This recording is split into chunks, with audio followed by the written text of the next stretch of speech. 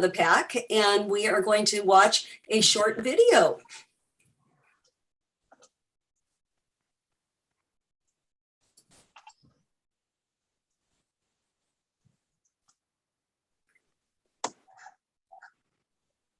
This meeting will be conducted as a Zoom meeting pursuant to the provisions of Assembly Bill 361, which suspends certain requirements of the Brown Act. This meeting is being live streamed on the CCTA website. The chair will call upon members, staff, and other speakers by name. Please speak clearly and state your name before giving comments or remarks. Persons participating via Zoom with their cameras enabled are reminded that their activities are visible to viewers. Members participating by Zoom wishing to speak should physically raise their hand and unmute their mic when called upon. Members should mute their mics when done speaking. Citizens participating by Zoom wishing to speak should use the Raise Hand feature or dial *9 if participating via phone, and the chair or staff will call upon them at the appropriate time. Citizens will have 3 minutes to speak. After 3 minutes, staff will lower their hand and mute their mic. Participants via phone will be called upon by the last 4 digits of their phone number. It is requested that public speakers state their names and organization, but providing such information is voluntary. Written public comments received in accordance with the teleconferencing special notice for public comment guidelines are printed on the meeting agenda. If authors of the written correspondence would like to speak, they should raise their hand and the chair will call upon them at the appropriate time. All written correspondence received after that and during the meeting will be entered into the record. A roll call vote will be taken for all action items. Thank you for participating in a meeting of the Contra Costa Transportation Authority. Okay, thank you. And I think, Terry Ann, you're now going to do roll call for us.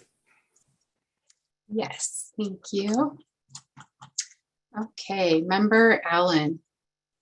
Don't recall seeing her. Member Haskew? Here. Member Hernandez? Here, and just to let the public know that Kathy Nura, my alternate, will be coming on at 6:30. Okay, thank you. Member Mitchoff? Yes, here. Member Obringer? Yes, I am here as well. Member Perkins? Here. Member Ross?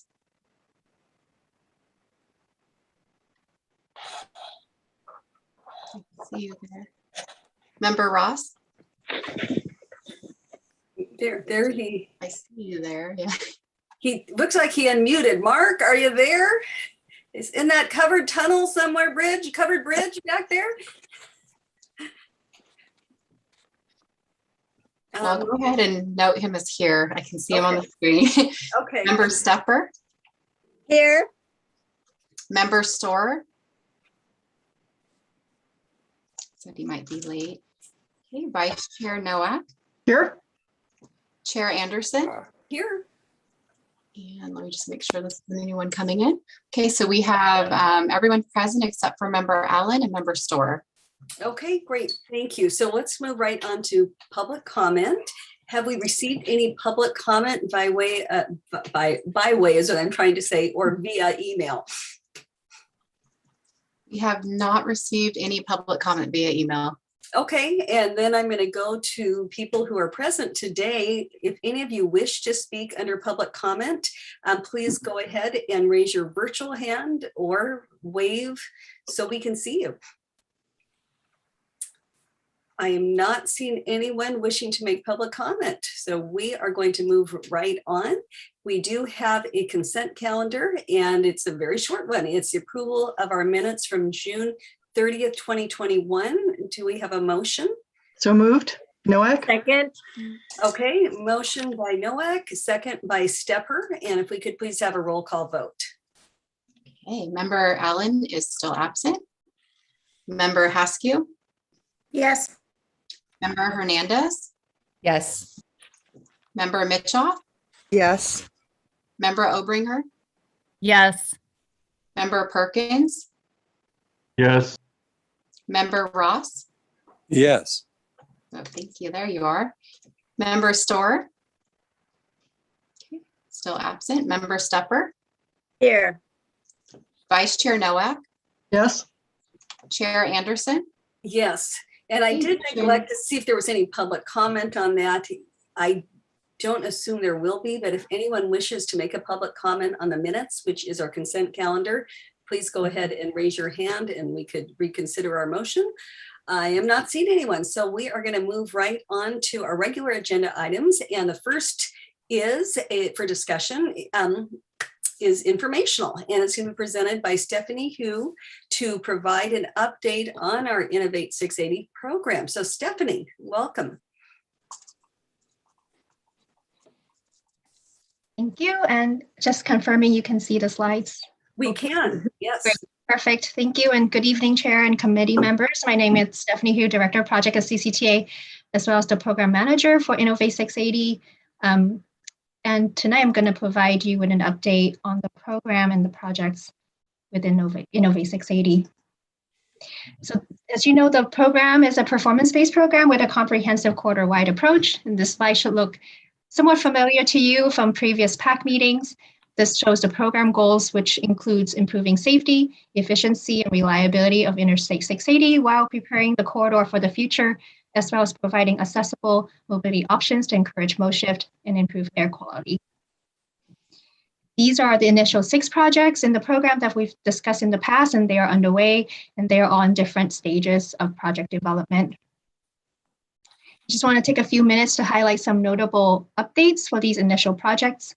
Northbound Express Lane completion, which is proposing to complete the Express Lane gap on northbound 680 between Navorna and the Benicia Martinez Bridge. The project team is currently working on feasible mitigation strategy for VMT, as well as the traffic operations analysis.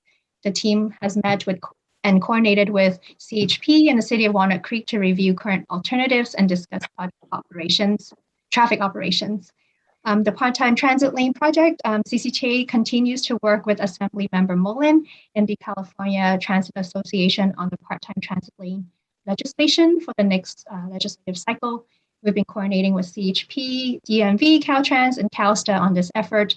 And the project team has also started discussion with Caltrans to begin the project initiation document phase for the project. The Shared Mobility Hubs team has completed a Mobility Hubs toolkit, which is essentially a catalog of mobility features and services. The team presented to the TAC last week at our meeting, and the team also reviewed the types or typologies of hubs and the potential hub locations.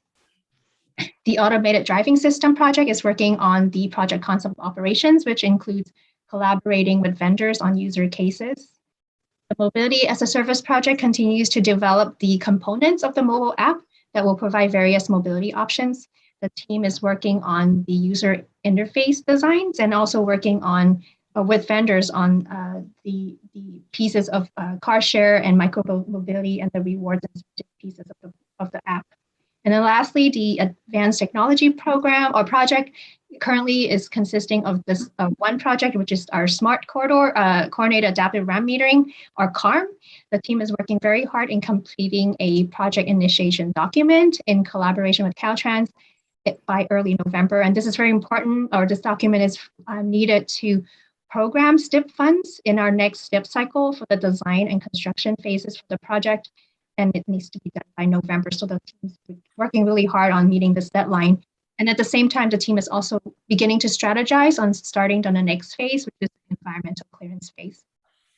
And with that, I'll take any questions or comments you guys may have. And I'll stop sharing so we can see each other. Even better. Okay, anyone have any questions? Not seeing any virtual hands. I'm going to just go through the screen. I'm not seeing any live hands either.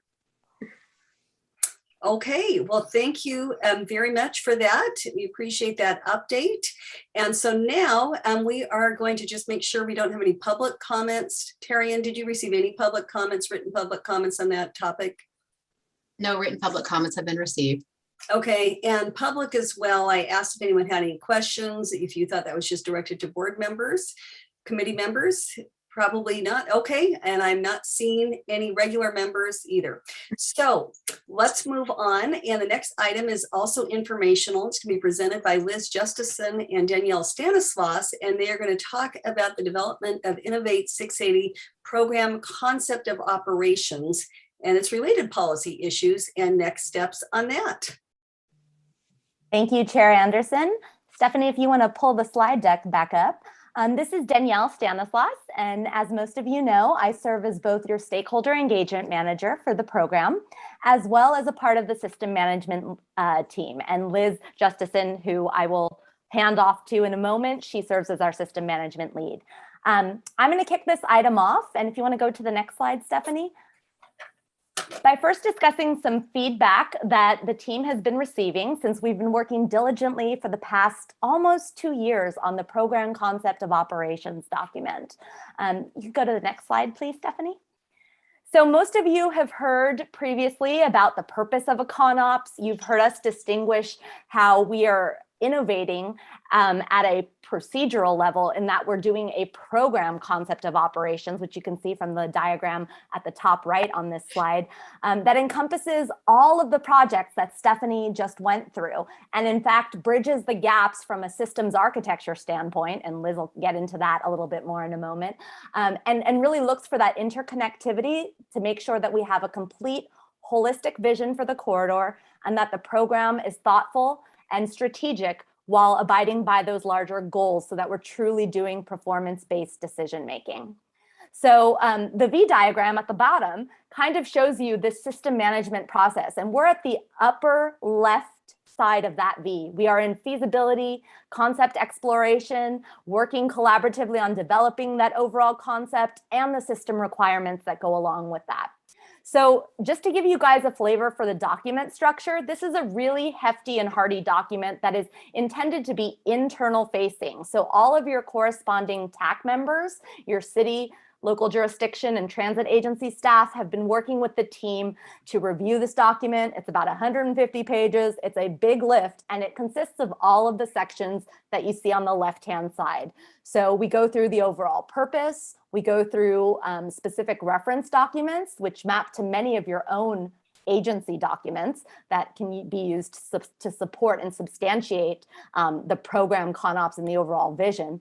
We go into the existing conditions, and then we really do discuss the proposed concept and the supporting operational scenarios. And I know that Liz has walked you guys through some examples of that in the past that really dictate how we're going to bring the overall vision to fruition and what that means for all of the unique end users, owners, and operators of the disparate parts of the facility. We also have a section that kind of wraps it all up in terms of program implementation. And I will make mention that that's a unique portion of this program ConOps because that's where we house all of the key policy and technical issues. And that's what we've been methodically stepping through with you all during the course of these last several PAC meetings to make sure that we're bringing those key policy issues to you all for discussion so we can take that feedback and use it to inform the subsequent steps that will come after this program ConOps, which really leads us into implementation, which is the whole right side of that V diagram. So with that overview, I'll just walk through some of the process that we've been through with all your staff. Next slide, please, Stephanie. So here's an overview of the outreach and engagement process. The team has been working, as I said, very diligently with the TAC ConOps working group. We've had, I think, almost 12 meetings over the course of the last almost 2 years, systematically going through all of the various issues, discussing all of the various projects and how they fit together. We've had individual meetings with all of your agencies, and we've used that to help give us feedback for some of the other committees that meet as a part of the program. That includes the program leadership team that you see kind of on this roadmap identified as the PLT, which consists of key agency staff from Caltrans, CHP, MTC, FHWA, and of course CCTA. And so we've kind of worked that through the staff at the strategic development team level, you see by the SDT, and it's now in its final stages of internal review and QA/QC by CCTA. Ultimately, it will be released. And the important thing to note about this, in addition to the fact that it's an internal facing document, is that it's also a living document. So this is our first cut at a comprehensive first draft, but it is very much the intent to continue to update that over the course of the life of the program, especially as we make more progress on project development and implementation. Next slide, please.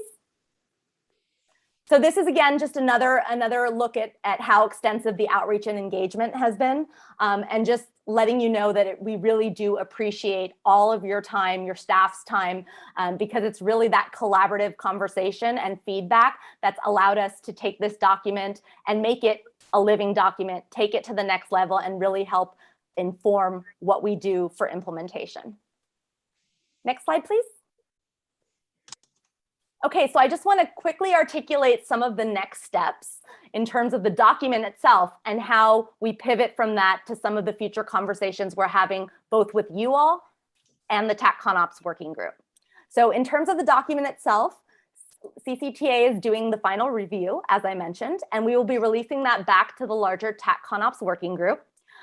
Each of the member agencies provided specific comments, and we will be responding to their specific comments and having additional follow-up as needed.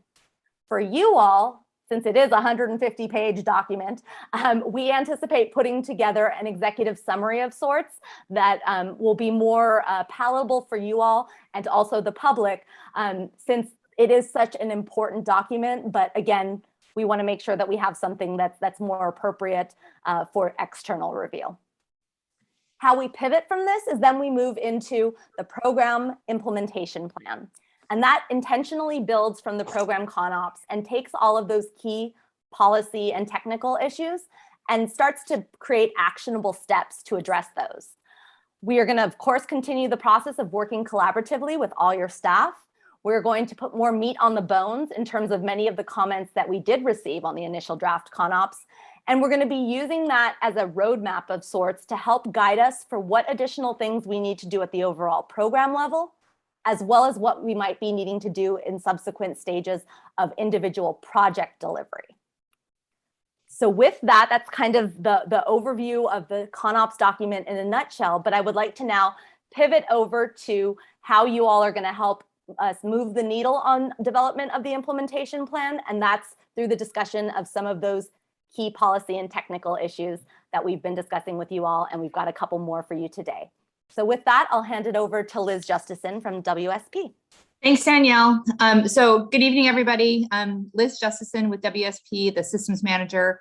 I think this is the 4th time we've been here, and we've got some good policy discussion topics for you today. So I'm just going to jump right in. Next slide, Stephanie. So I kind of like to show this slide every single time we get together. And this is the Innovate system architecture diagram. And really what it's meant to convey to everybody is how critical it is that the 6 projects and all of their systems and all of the existing systems we have in the region come together so that in the end, the user has this very seamless experience of pulling up their mobility as a service app, and they can go through and get different options for how they want to get to their end destination with real-time information, and then are provided with information on how to make that trip or hail a shared autonomous vehicle, or just, you know, pulling all the pieces together. So this is no small lift. And then layered on top of this are policies that we need to discuss to make sure that it all kind of works seamlessly. So I know I've shown this to you guys all before. I just kind of want to always put it out there as a reminder of how kind of complex this is and how it all kind of needs to, I guess, sing together to make it all happen. So next slide. So we've come to you a couple of times on some different policy issues. The ones in gray: connection protection, data sharing, shoulder use, regional fare integration, transit priority, first and last miles, TDM, and shared network communications we've done in previous PAC meetings. The darker blue boxes are ones that we still need to bring to you. But today we're going to talk about a really big issue, which is how are we going to operate and maintain Innovate 680 once it all comes together. So it's great to be able to have an implementation plan, but once you flip the switch, we need to be able to operate and maintain it. So today we're going to do a little bit of a deeper dive into 4 issues around operations and maintenance. So next slide. So there are a lot of individual needs for operations and maintenance. Stephanie went through the 6 individual projects, and any one of those individual projects will have an operational need and a maintenance need.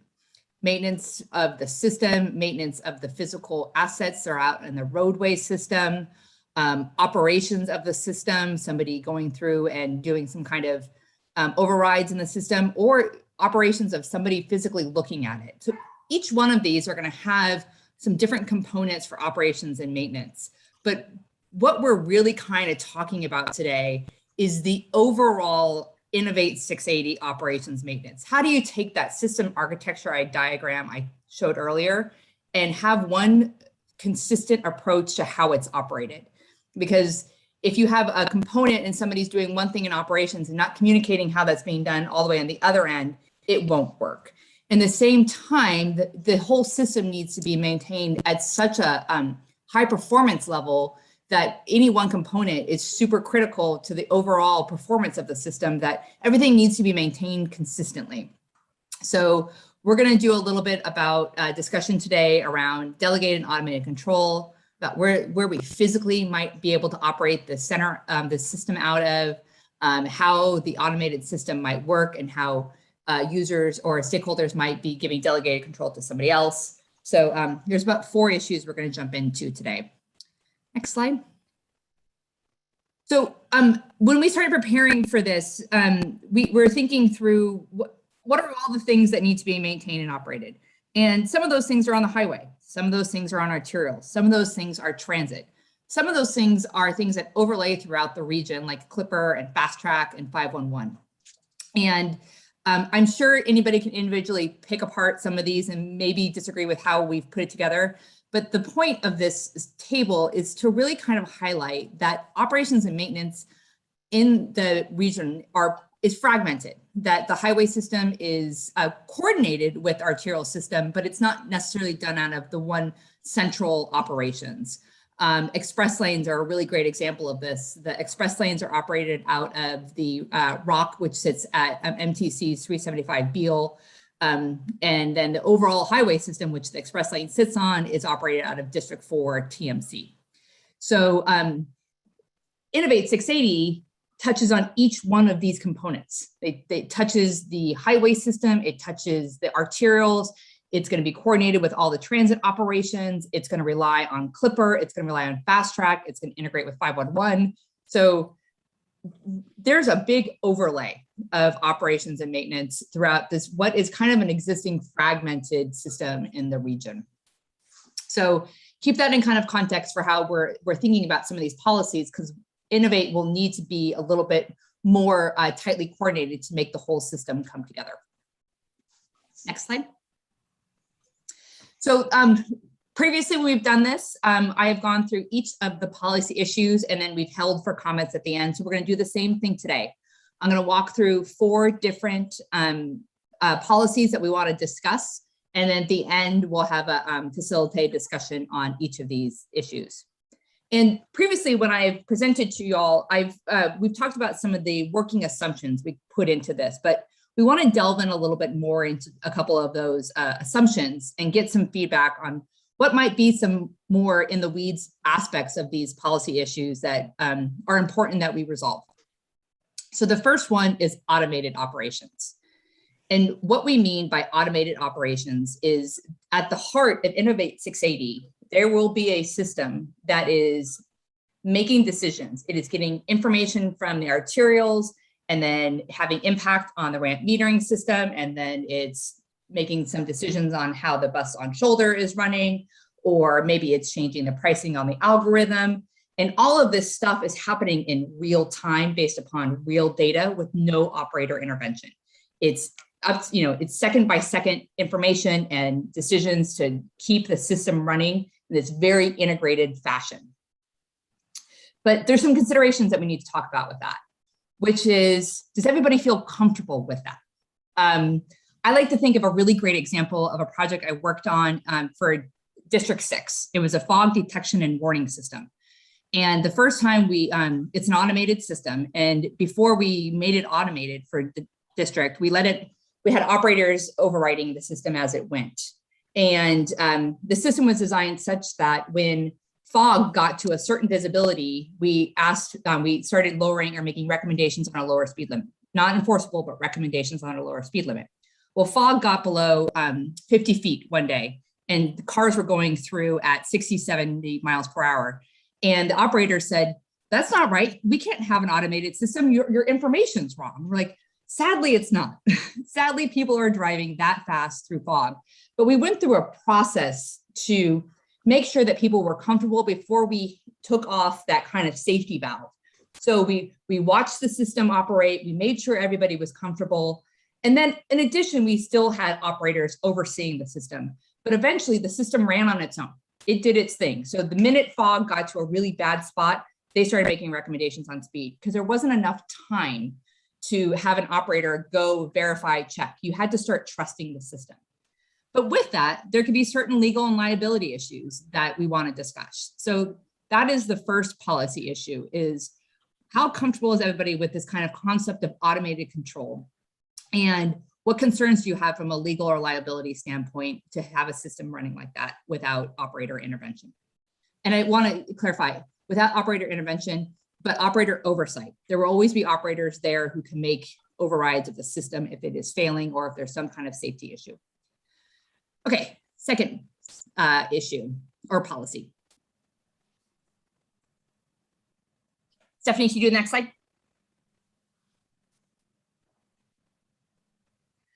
So delegated control. What we've talked about this as, again, a great working assumption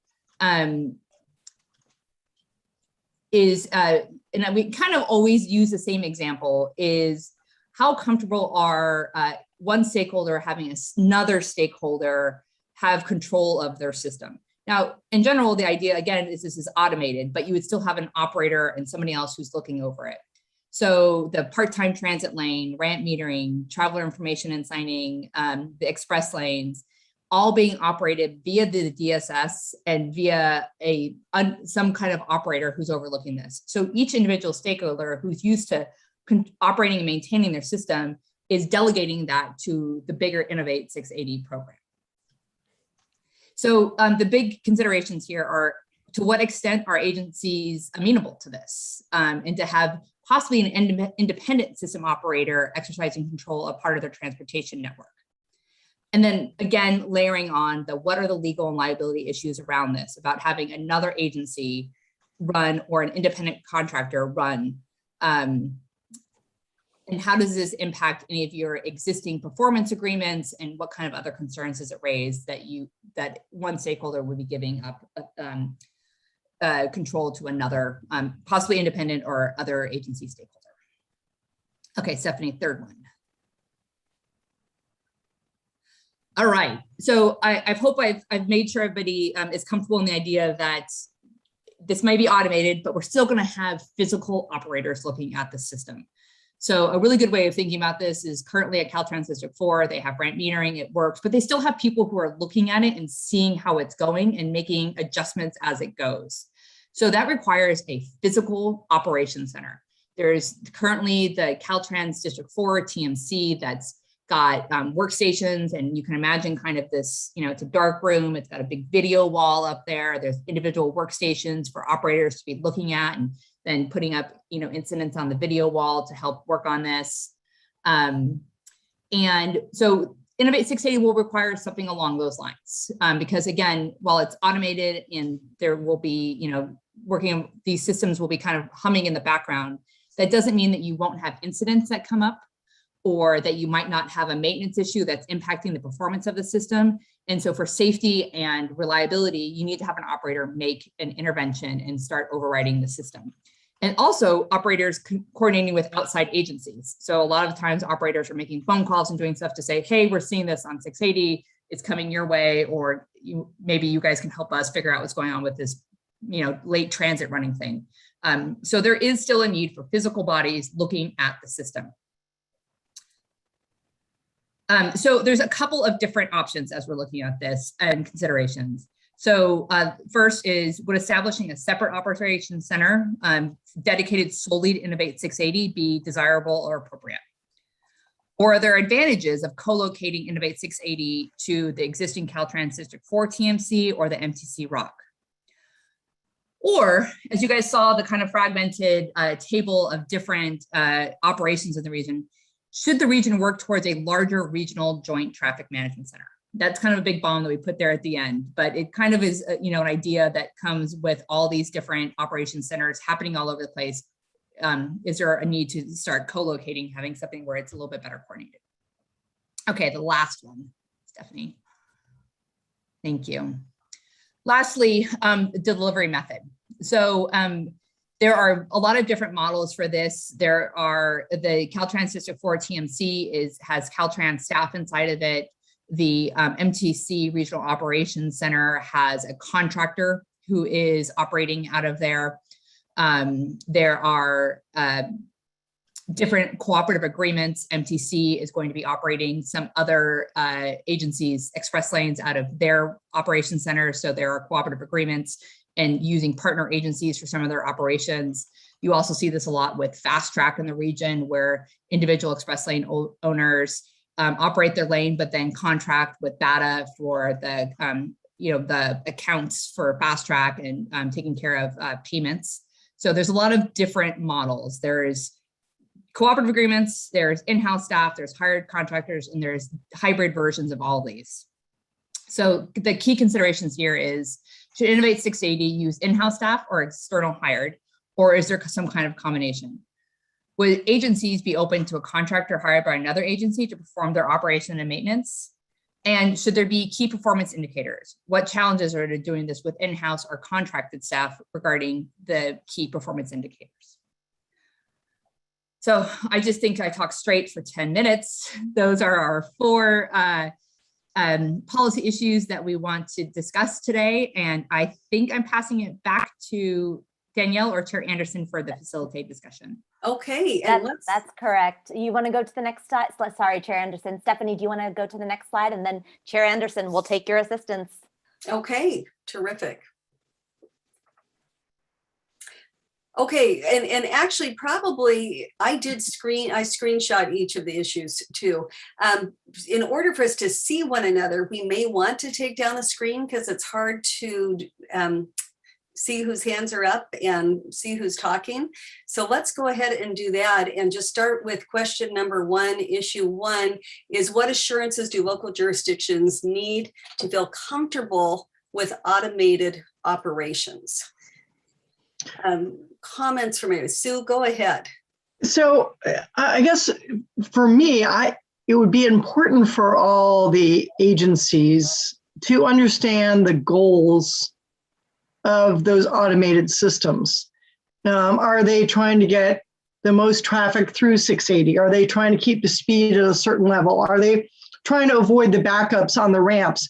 I think it's really important for all the agencies to understand what those automated systems are shooting for. Because, for example, the pricing on the HOVs, people are going to say, are you doing this to make money or are you not doing it to make money? How are you using that? So I think those pieces of information would be important for everybody to understand in order to rely on a third party, an automated system or whatever. They need to understand how those systems operate. Okay, great point. Other thoughts by people? Obviously, for me, it's the competency of whoever we're hiring, that it's, we're contracting with, that it's someone that, truly knows what they're doing. And I think to Sue's point, that we have a common goal of what we're trying to achieve, because having traffic flow smoothly on 680 may be different than getting people off of city streets with metering, things like that. So we do need to have that understanding. Other comments, and please feel free to raise either your virtual hand or just raise your real hand. Okay. Oh yeah, go ahead, Karen Stepper. But you need to unmute yourself so we can hear you better. Make sure that, I'm always forgetting the opposite. So thank you.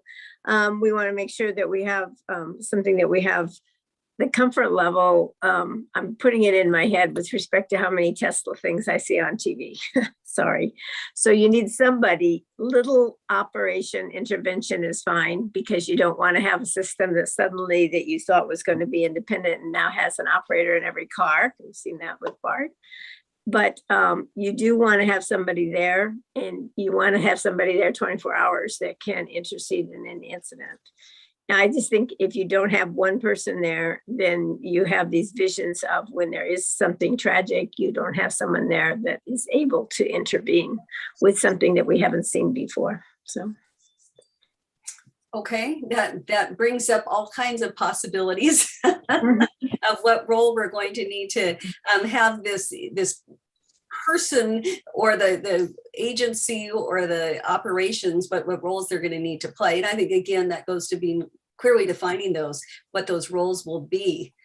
Any other thoughts on this with these automated operations? I think, again, you're going to need to dumb it down for the public and for us as well, just so that everyone, if there's some sort of automated operation, everyone understands exactly how automated is that and who is behind it. How do you have these safeguards in place? Why don't we move on then? Legal liability issues with automated operations. And obviously that's a concern to every one of us as cities and as an agency. We all need to consider that, whether it's going to be some sort of a joint powers authority, or if it's through CCTA, do we share some liability? Again, I'm not quite sure what's really envisioned in this, but what are thoughts of concerns of others?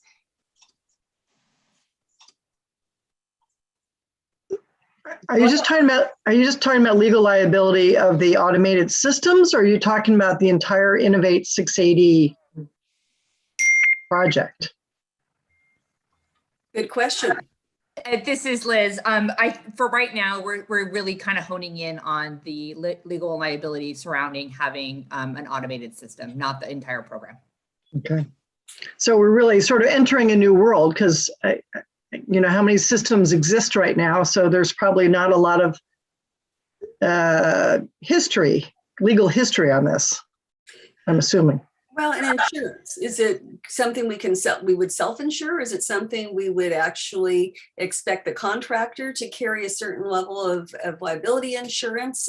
All of those things would need to be answered, because I don't think if there was some catastrophic event of someone being killed or injured because of a malfunction, none of our cities or the county want to be facing, $200 million verdict. So I think it's going to be very important that we really identify what do we anticipate those legal potential liability being, and how is whichever entity is operating it prepared to self-insure against it, or what is the indemnity that we would expect from each of the agencies.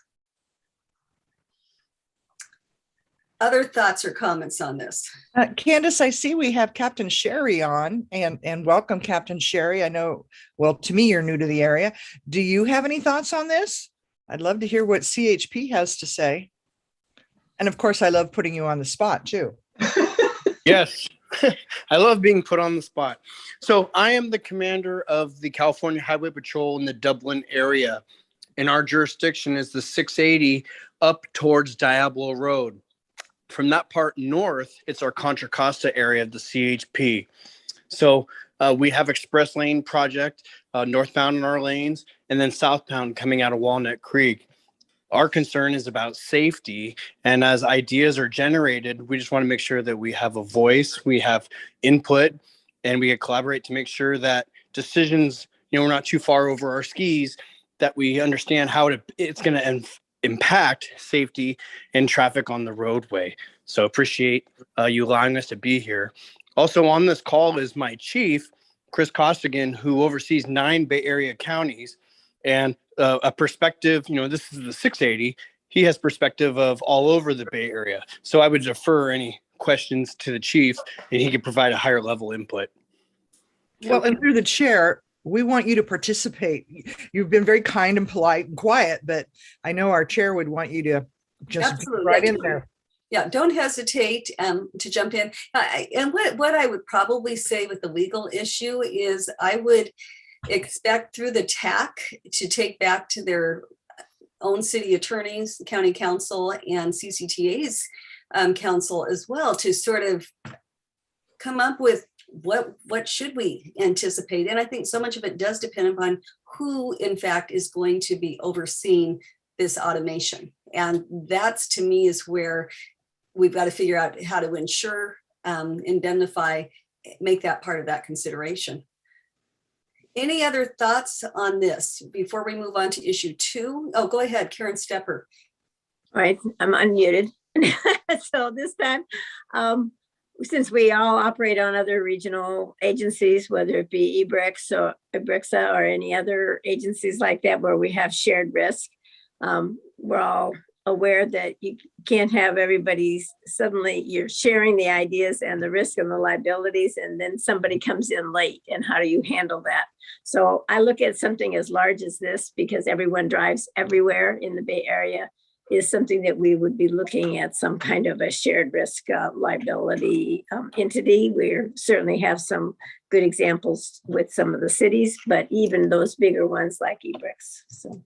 Okay, great, thanks. That's a good example of where we're all working together, and there's potential liability. It's fairly remote, but should something happen, EBRICS would be on the hook. Okay, other thoughts about this issue? Not seeing any questions. I'm not seeing any virtual hands up from anyone in here from the community. I'm going to move us on to issue number 2, and this is delegated control. And so, overview of this issue: several demand management strategies such as the PTTL ramp metering, traveler information signing, arterial center, express lane closures are assumed to be operated by the system operator via the DSS. So to what extent would your agency be amenable to another agency or an independent system operator exercising control over portions of your transportation network? And so that's an interesting thought. When you say your transportation network, are you referring then to actually city streets or the ramps coming on and off city streets? Do you want to define that a little bit more for us?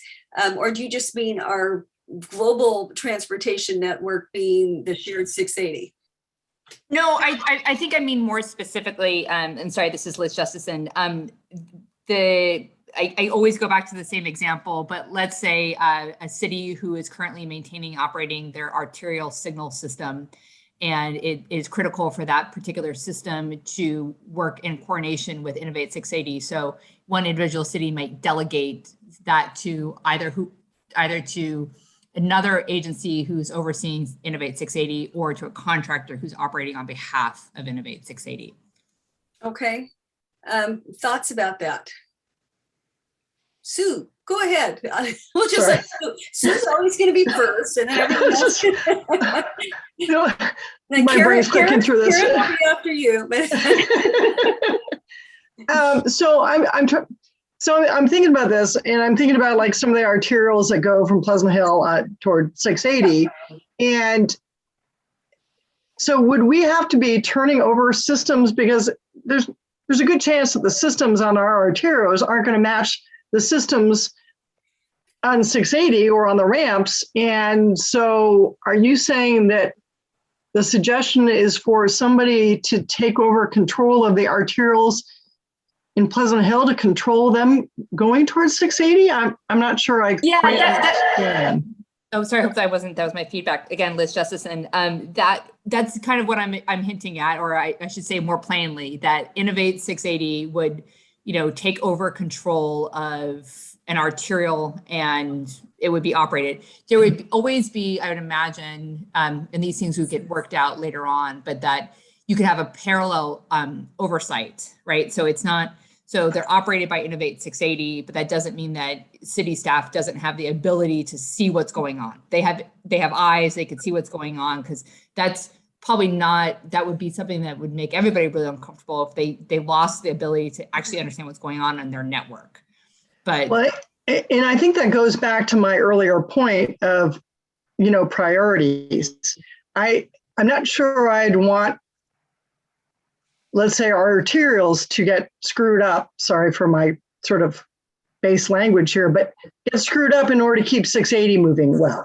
Mm-hmm. That's going to be a hard one. Well, we've slowed down your arterial because 680 is a mess. So I think that's going to be, I think that's going to be something that really has to be worked out, how what control is really going to be given and where the priorities are and how that works, because I could see there being a real issue there. We have that issue with, cities next to each other having different signals, and how that even gets messed up. Taylor Boulevard is a classic, Taylor Boulevard going from Concord, going through Pleasant Hill down through Lafayette to get on 24. That's an ongoing issue that we always have on how that's maintained. And so that would be some interesting discussions on how those priorities get worked out. Great. And I think, Sue, it's a level of trust and a level of confidence that we all are singing from the same hymn book, so to speak, that we know that we're doing. Okay, well, Wella, you got your hand up. I do. And my question is, how deep do you go into the city too? Because if, I say that Ignacio is an auxiliary. It's an artillery. Arterial. We're going to have artillery out there. Artillery out. We're not running anyone through. No, well, but I mean, if you screw around, to quote Sue, if you screw around with Ignacio, you pretty much bring not only Walnut Creek down, but you influence Concord. And I understand that we're trying to sync our systems and Clayton, and then further on down. I mean, how deep does the commitment go? Does it only go within 3 miles of the 680 corridor, or does it go within? Takes you through entire Pleasant Hill. Yeah. No, and those are both really good points. It is a little disconcerting. Again, which is the goal? Karen. I'm after Karen here. Karen Stepper. Okay, with after the other one. Just as an example, I hear every week about complaints about Caltrans controlling our intersections where they cross the freeway, as opposed to our arterials all the time. And I keep saying that is actually under somebody else's watch, and it's Caltrans in that case. And so I see that as the some way you're drawing along the parallel along the freeway along 680 that is going to have joint control, because that's what's happening now. In order to have the ramp meeting, etc., you can't just have it in your city. But when you get outside, when you get within that, whatever it is, half mile of either side of the freeway, then it becomes Danville's arterial system, the signalization, etc. Then you require a lot more discussion and negotiation of what you're going to sign off for. And if you don't sign off on something that allows the last mile, your city maybe won't have that part of 680 immediately, Innovate, until that gets worked out. But I don't see us turning over all our arterials to Innovate 680.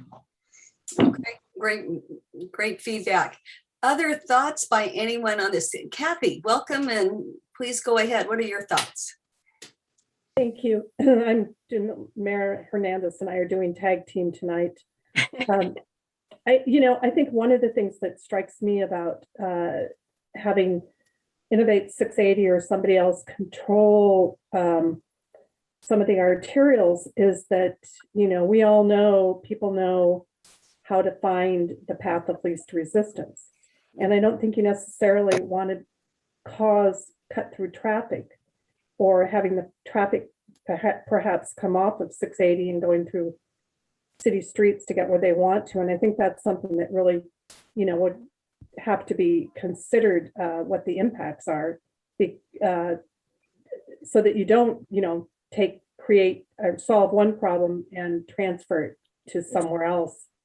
And I also really think that, to the earlier point, it's going to be, I think, really important for everybody to be on the same page generally about what the goals are for 680 as you move forward. Is it to keep the traffic moving? Is it to keep it at a certain speed?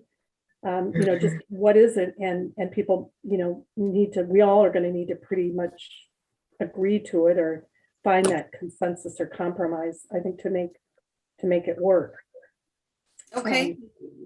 Those are all great points, Kathy, as well. Liz, you've got your hand up. Yeah, thank you, Chair Anderson. I realized I maybe I was remiss in maybe giving only one example because it's kind of the easiest example, but I thought I would give another example of delegated control that would happen within the Innovate 680 program. As CHP pointed out, there's an existing express lanes that is priced, and that is done through an algorithm that is, overseen by MTC and developed by their vendor. But in conversations, it's been, well, if that algorithm is better implemented by Innovate 680, because it then has the best data and has the best ability to operate, then they would give control of the express lane algorithm to Innovate 680 so that the operations works together. So I just kind of wanted to give one other example because it's not always going to be the arterials with the city. It's definitely a very large component, but there are other pieces of delegated control. We can think about it with the part-time transit of having, information going back and forth with the transit and bus operators of when they can and can't use the lane. So there's other pieces. I just kind of wanted to highlight that because I feel remiss that I only gave one example. No, and I think that's great to point that out. I think, Liz, most of us are very used to delegating a lot of transportation control to bus operators, to MTC, who's operating the toll lanes, things that have a more general relevance. And I think the feedback you're getting from the cities is tread very carefully once you start talking about how you're going to have another entity. Yeah. In essence, messing with their arterial roads and their internal traffic that they're using. And there may be a great coordinated approach that will work and a team approach that will work. But I think the feedback you're getting from us tonight is, if it's a general thing, we delegate that authority all the time for some of the more general things that you've described. It's just when you start impacting and we have a conflict with local transportation within a city, that's where it's going to be a real pinch point for everyone. Great. Thank you for your comments. Okay, anyone have anything else on that? We're going to jump down to the second question of number 2 is what legal or liability issues need to be addressed when considering delegated control? How does this impact partner relationships and our performance agreements? For me, it's kind of same with number 1. We've got to come up with a mechanism to determine who's responsible, how are we self-insured? Is it all of us in it together self-insured, or do we have the ability to actually have an entity that carries an insurance policy? All of those things would need to be considered. Anything else anyone has thought of with regard to legal? Sue, why don't you go first? I'm just adding on to the previous comments. When you start going into delegating control of the local arterials, that's even more so because that is, obviously the interstate is shared sort of territory, but our arterials is going to be different. So that I think is even trickier than the legal liability on the first one. Yeah, I think you're right, because once you're on city roads, you're always going to be named as a defendant. That's just if you're on a city road. Luella. I'm kind of overpowered by the question because I really don't have any really deep understanding of what kind of liabilities we're even potentially looking at. Is that there's a crash, there's the system breaks down and nobody can get through. This is something that I would like to see maybe some greater legal minds than mine look at on a come up with sort of the parade of horrors, everything that could possibly go wrong, any liability that we might have. And I absolutely understand that no matter how well they do the job, there is no real complete answer, but I'm not sure liability just means somebody's going to sue me for something. It doesn't mean we're going to lose the case or we're going to have to pay the full amount of the settlement. I just need to have a little more tangibility about And I think you raise a really good point with that. Mark, you've got your hand up. Yes, thank you. Now that Comcast is back on, I can. Well, at least PG&E has given you power. Some of my constituents don't even have that. Well, I'm in downtown Martinez. We're the last people that are going to get shut off because of the jail and the hospital and all that. Yeah. Anyway, Luella brings up a good point. And as I've been thinking about this and listening to everybody, there's got to be other areas that have the same matrix of liability issues with technology. So it would be an attorney. Certainly there's a template or there's a best practices with regards to this somewhere else in the country, unless we're the pioneers in this. And I'm sure that it has been addressed somewhere before. Okay, well, and again, we've raised some examples even with agencies such as eBrixa that many of our cities, or the county and cities, both counties participate in as a model. Okay, anything else on this legal issue? I think you're getting some good feedback of let's really understand the scope of legal possibilities. Let's look to other examples. And once again, let's have the lawyers of each agency sort of weigh in about their concerns. And much of that will depend upon how we structure this, of course. Okay, anything else on legal? Now we're going to jump right into issue number 3. And this is the Physical Operations Center with the ultimate vision for Innovate 680 is a fully automated system. It's still going to require a facility where you've got an in-person operators who can support the functions of the system, such as overseeing coordination with other agencies for maintenance issues and incident management activities. These operators are going to need a physical space from which to operate, including workstations, video wall, etc. So first question, would establishing a separate operations control center dedicated specifically to the Innovate 680 corridor be advisable? And I'll read you the 2 second questions because they lead right into it. Are there advantages to co-locating the Innovate 680 control center at either the Caltrans D4, TMC, or MTC ROC?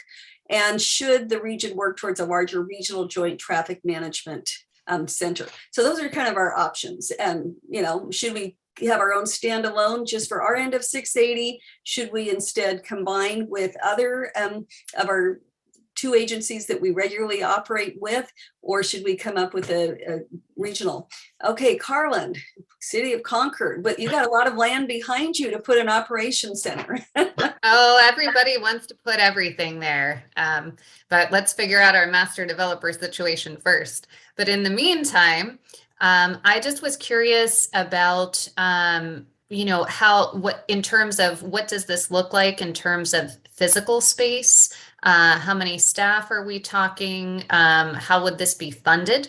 And those kinds of things, because that I don't fully understand the scope, and that would be helpful to understand to provide feedback on those questions. Great. I think that's a really valid point. So do anyone want to jump in on that one? So again, Liz Justison, I wish I had answers to that today. I could definitely tell you that we don't have answers yet on the funding piece of it, but I could give you a scale and size comparison. So the 680 Express Lanes has a operations center that has, I believe, 6 workstations, but that operates 3 express lanes. And, operations goes in shifts. So they generally have 2 operators during peak periods. So I can imagine something similar for this, that there could be 2 operators during peak periods, 1 operator during off-peak periods, and you would have anywhere between 2 to 4 workstations dedicated to this. But please don't quote me on that. I just wanted to give you kind of a picture of, I think, where it's going. Perfect. Yeah, that's my ballpark. Really helpful. Okay, Karen Stepper, you had your hand up. Just another example, I was at Valley Link today with some of you, and we now have, because we got to a size where we were not going to have everything run through LAFTA anymore down in Livermore. Instead, we've gotten enough people and we're going towards, getting ready for the design operations discussions. So now they have a small office with like 5, just very similar to what Liz just talked about. That you're now at the point where you have to have your own employees and your own rules for, when I say we, I'm talking about the larger we, if it's a JPA, whatever it is created here. So I think that the example or the answer might be different originally, and we would rely on some other controls, some other operation center that we have confidence in, because we do that all the time, work through other people until they required to have the separation so that we have enough employees to make that happen. Okay, thank you. Other people with thoughts about it? Sue. I'll go third or something this time. I guess part of my thoughts, this will dovetail into 4, is that Innovate 680 is great, and I can see this as a vision to happen elsewhere, like on 4 and 24 and things like that. And so I would sort of be looking to the future saying, thinking about how this is going to be managed more regionally than just Innovate 680. And therefore, while initially it may be a, 6 workshop, and I won't quote you on that, Liz, but, may start that way, but I would envision that in the long run, the idea is to make this something more regional, and therefore keeping an eye to that, to not plan it for, okay, right when this gets done, we're going to have one facility for just 680, because in the long run, I think it's going to have to be broader, and it's going to hopefully be more regional to manage traffic on a broader basis. And when you say regional, are you talking about within the Contra Costa Transportation Authorities area? Or are you thinking we're going to be going out with other agencies? Because it's easy to say, well, if it's going to eventually be CCTA's area and Highway 4, and we're going down 80 in Contra Costa, then maybe it would make sense to establish a center, within CCTA's offices, or, somewhere under their purview. But if you're thinking more regionally, then maybe we're better off looking at what's, the D4 or the MTC model. Yeah, I'm thinking more of the latter, only because, 24 will go through more than just Contra Costa County, and 680 will go through more than Contra Costa County, and 80 as well, and 4 as well. And I think really, if we want a good transportation flow, we're going to have to look regionally rather than just within CCTA's jurisdiction. Now, they may be far behind, and so initially it may be, something smaller and just Innovate 680. But I think we have to at least keep in the back of our minds as we go forward that it may end up being somewhere more regional in the long run. Well, and I think there's truly the benefit of going with something like Caltrans or MTCs, that they're already doing this. They've already worked out a lot of the bugs, presumably adding on additional operators, additional individuals. Yes, you need more equipment, more workstations, but then you also have the backup. Hopefully people are cross-trained, and you don't have, one person's out for 3 weeks for an injury, and, the whole system shuts down. So. Yeah. Okay, other thoughts about this physical operations center? Okay, we're moving on. Thank you all. So we're going to jump right into our issue number 4. And this one is that there are different models of how to deliver operations and maintenance activities. Agencies often use a mix of in-house staff, hired contractors, and or cooperative agreements with other external partner agencies. Should Innovate 680 use in-house staff or an external hired contractor, or some combination? Second would be, would your agency be open to a contractor hired by another agency to perform operations and maintenance activities? And should there be key performance indicators? What challenges are there to doing this with in-house and contracted staff? So in-house external coordinator, let's just start with that one. That's an easy one. Anyone have strong feelings about that?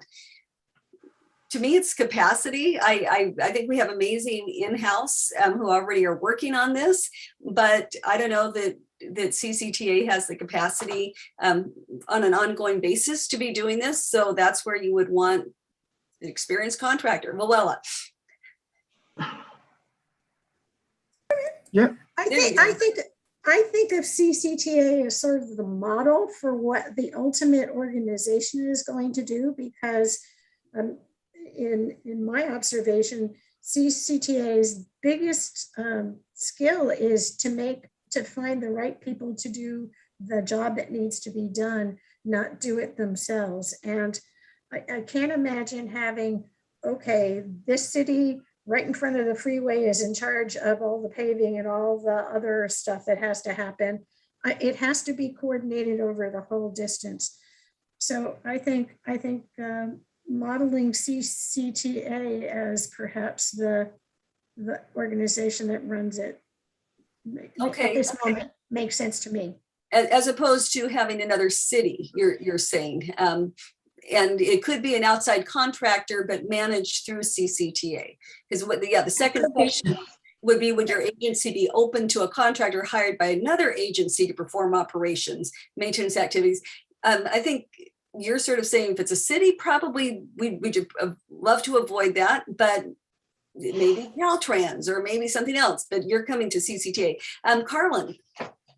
Thank you. I was just going to suggest this ties into what we were just talking about in question number 3. And so if ultimately this does become a regional initiative that's overseen by MTC or Caltrans, I would anticipate that a staff person from there would oversee this work. But maybe on the shorter term, it would be a contractor contracted with CCTA until it grew into a regional initiative.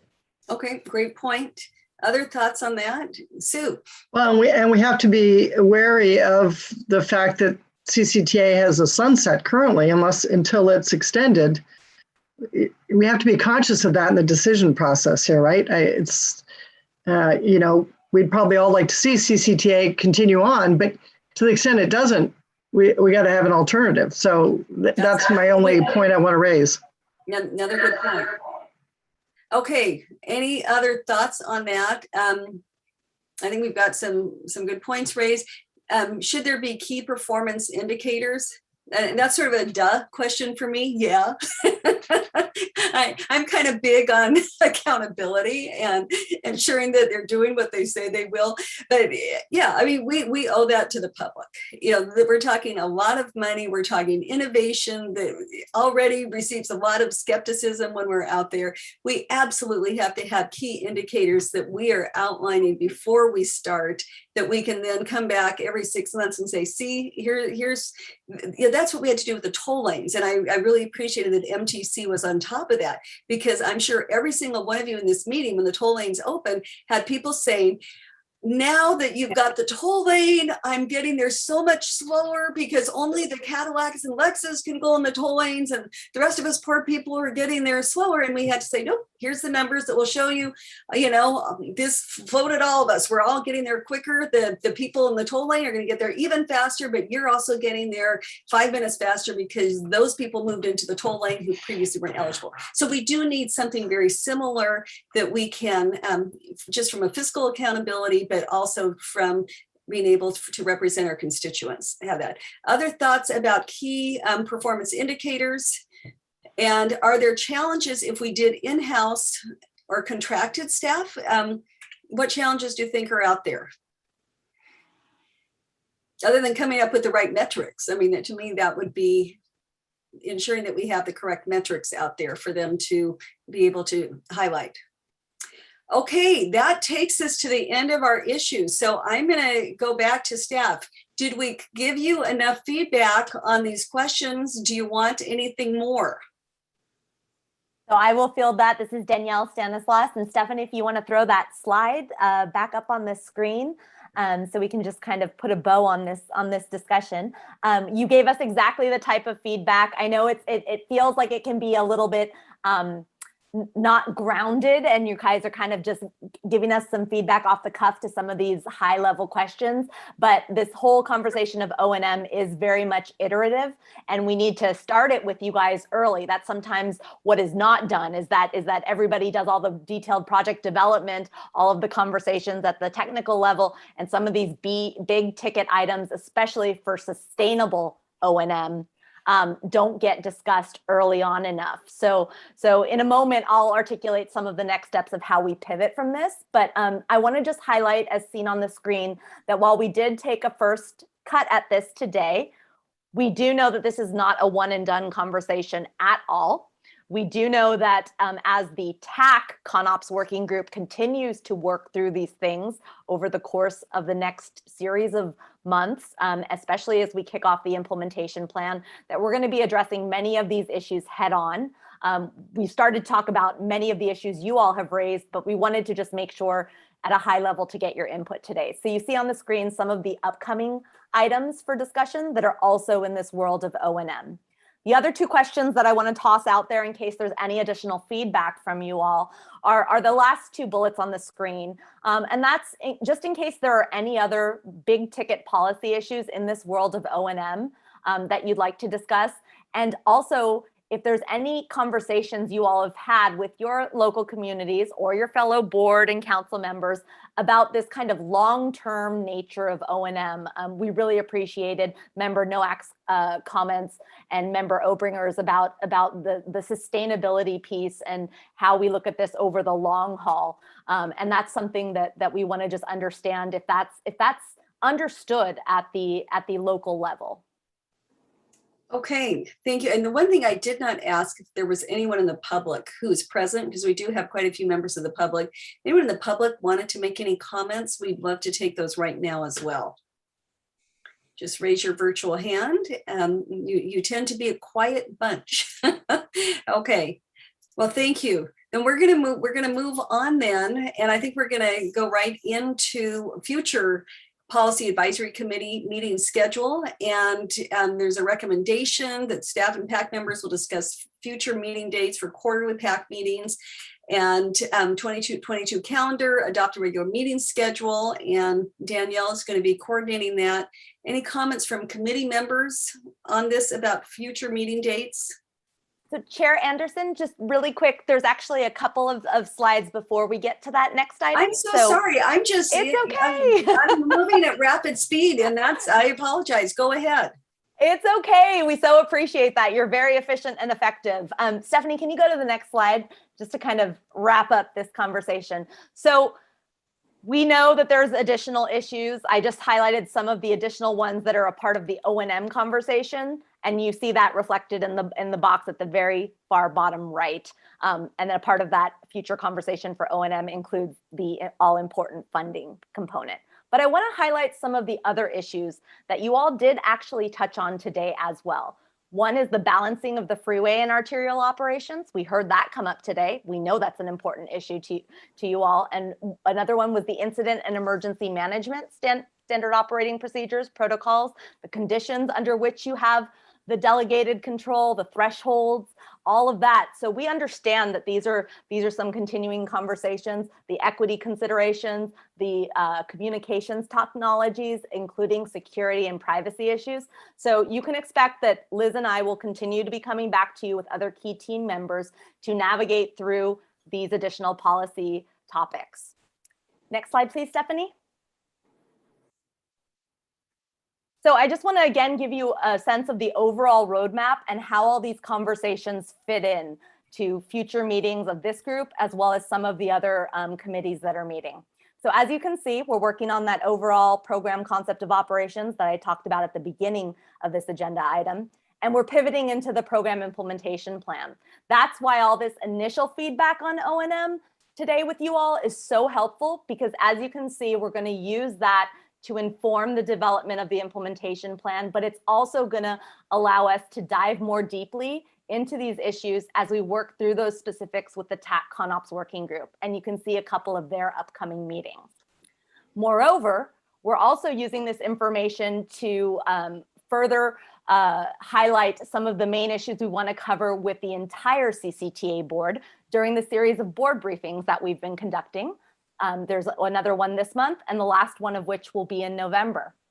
How that's going to then impact these ongoing O&M conversations is Tim Hale, your fearless executive director of CCTA, is going to be meeting with individual board members to dive more deeply into some of the very issues and concerns that you all raised today, so that we get to hear from you all individually, and then we can feed that back into the collective conversation that the PAC has at your upcoming meetings that will be in 2022. So that actually is the end of this particular agenda item. Okay, good. But and any board comments on that, or anyone from the public who wants to talk about what we're looking at ahead, what we'll be discussing ahead? Okay, so then we will be providing future meeting dates. Chair Anderson, I see yes. Member Obringer has her hand raised. I did not see that. Carlin, please go ahead. No worries. I just wanted to say I really appreciate of the upcoming topics, the privacy piece, and as well as the equity piece, because I saw on one of the previous slides, there was a question about what are you hearing from the community? And I think it also, you know, in the city of Concord, I know that there will be questions about the privacy and security piece, as well as how is this equitable for everyone to be able to get to work? Since we do have a percentage of our population who does use their trucks and their vans to get to residences further down the 680 to do house cleaning and lawn work, and so are they going to be able to also benefit from these faster options to get to their places of employment? So I anticipate those questions, and I think it also really ties in with the work that the Board of Supervisors is doing in terms of trying to address systemic racism in all of the systems in the county. So I just wanted to say that I was glad to see that those were included, because I would have suggested that if I hadn't seen them. Thank you.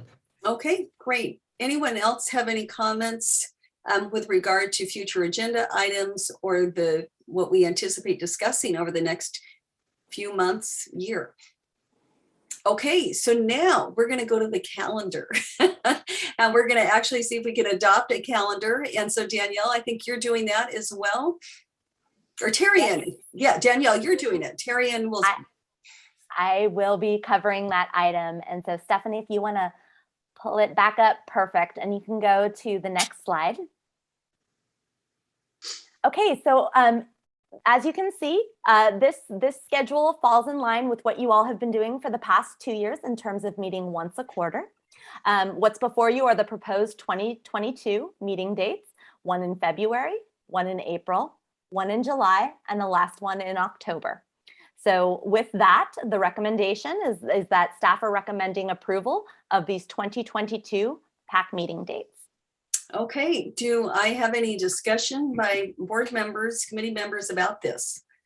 If not, could I have a motion? So move. Second. Okay, we had a motion by Mitchoff, and I could not see because I'm on a limited screen who the second was. So maybe Terry and you got that. I thought it was Taskew or Nowak. They were pretty close. Okay, well you can choose. We'll give it to Luella because I've been vocal enough tonight. Okay, first by Mitchoff, second by Haskew. If we could please have a roll call. Member Haskew? Yes. Member Narum for Hernandez? Yes. Member Mitchoff? Yes. Member Obringer? Yes. Member Perkins? Yes. Member Ross? Yes. Member Storr? He was there. I saw him pop in. Okay. Are you there, Member Storr? Apparently not. So we'll skip over Robert.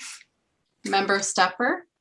Stepper would come before Storr alphabetically, by the way. I Yes. was wondering about that all night. I don't know. Is Robert the county connection part? I think so. Okay. Were you voting yes on that? Yeah, I did say yes. Oh, sorry. It was Thank a middle sentence. Vice Chair Nowak? Yes. Thank you. Chair Anderson? Yes. And one more time, go back to Member Storr. Robert, if you can hear us, unmute your phone. Okay. We will go with motion passes unanimously with Member Allen and Storr absent. Thank you so much. Okay, we're going to move on to correspondence and communications. Anything that anyone wishes to highlight or discuss? I am not seeing any. So that takes us to adjournment. So I know I will see you before our next, most of you before our next I-680 meeting, but thank you all for participating this evening. And thank you, staff, for putting together some very well-defined questions for us to respond to that got us through this meeting pretty quickly. So thank you. Good night, everyone. Good night. Good night.